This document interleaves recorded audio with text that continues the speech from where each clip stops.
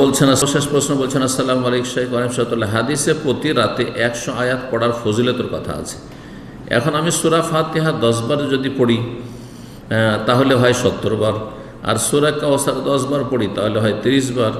এভাবে প্রতি রাতে মোট 100 আয়াত আমি পুরা করি। শাইখ, এতে কি সমস্যা আছে? না, এটি বিদআত।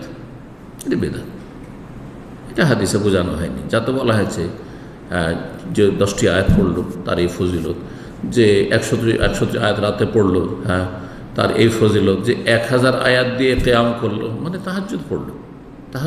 আচ্ছা, তাহাজ্জুদ না পড়ে এমনিও যদি তেলাওয়াত করেন তো তার ফজিলত ঠিক আছে, পাবেন। কিন্তু তার মানে এই নয় যে আপনি একটি আয়াতকে বারবার রিপিট করবেন। সূরা ফাতিহাকে 100 বার পড়ে নেবেন, কোনো আল্লাহ 100 বার পড়ে নেবেন, বা আপনি এতবার পড়বেন যাতে 100টি আয়াত হয়ে যায়।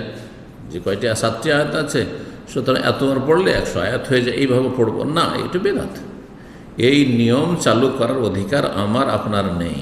তবে কোরআনে ফাকরাও মা তায়াসসারা মিনাল কোরআন, কোরআনে যে যতটা সহজসাধ্য হয়, যেখান থেকে শুরু থেকে হোক, শেষখানে হোক, আর বিভিন্ন জায়গা থেকে হোক, আপনি 100টি আয়াত যদি রাতে পড়েন তো সেই ফজিলত ইনশাআল্লাহ পাবেন। কিন্তু হাদিসে কিয়ামের কথা রয়েছে।